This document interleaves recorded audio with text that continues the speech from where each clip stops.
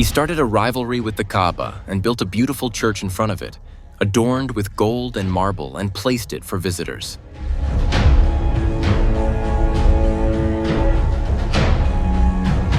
When Abraha learned that someone had desecrated the floor of this church under Masi's feet, he became furious and said, "Prepare a great army because we will destroy the Kaaba up them."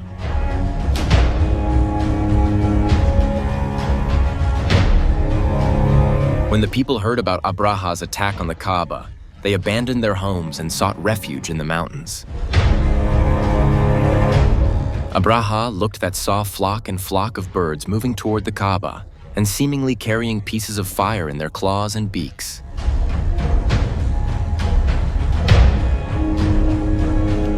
Yes, dear friends, today we will talk about the people of the elephant. But before that, please subscribe to the channel and invite your friends to this series of programs. Ahsanul Qasas.